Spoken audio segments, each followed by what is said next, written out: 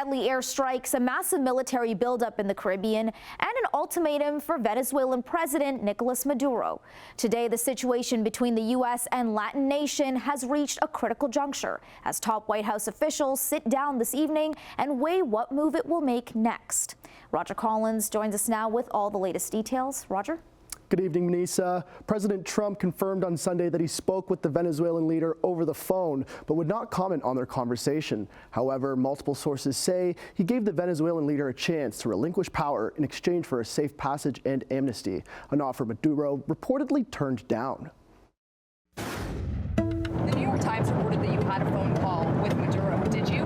I don't want to comment on it. The answer is yes. And can you tell us a little bit about it? No, I can't do that. Would you say Tensions in the Caribbean are at an all-time high. For months, the United States has been building up its naval forces off the coast of Puerto Rico and the Dominican Republic, which includes 11 warships carrying approximately 15,000 troops. As U.S. President Donald Trump ramps up his pressure campaign against Venezuelan President Nicolas Maduro in an effort to get him to step down. The United States military has carried out a number of strikes in the region, targeting what it says are narco-terrorists smuggling drugs into America.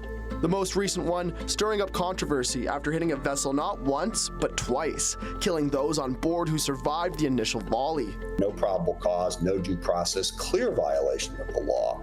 If they want to claim there is an armed conflict, but there are rules for armed conflict, which the United States of America typically follows.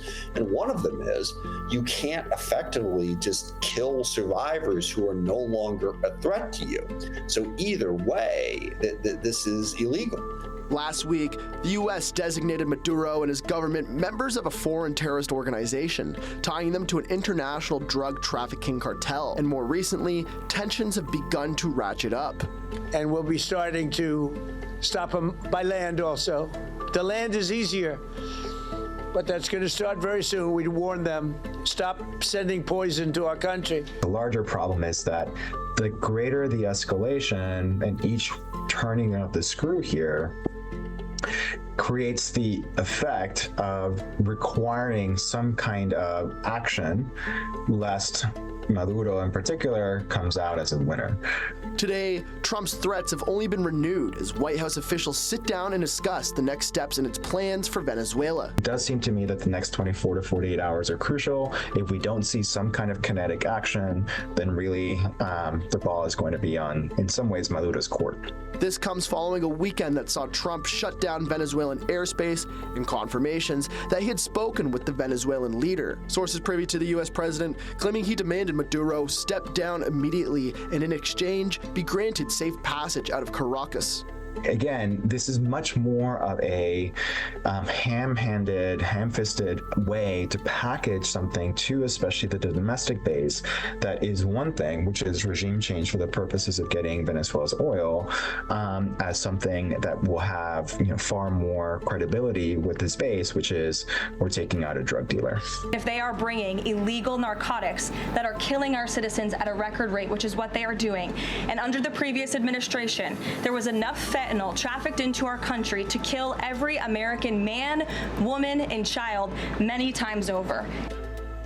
Any kind of military intervention in Venezuela would be illegal and would I would hope that democratic people around the world would see it as such and protest it loudly.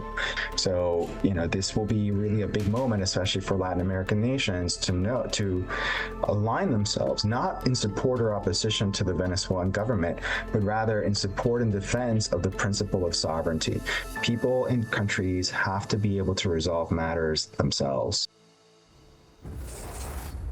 As White House officials weigh what move they'll make next, experts are urging caution. One of the United States' own war game simulation predicts that if Maduro is overturned, it would create a power vacuum in Venezuela and cause undue hardship for its people.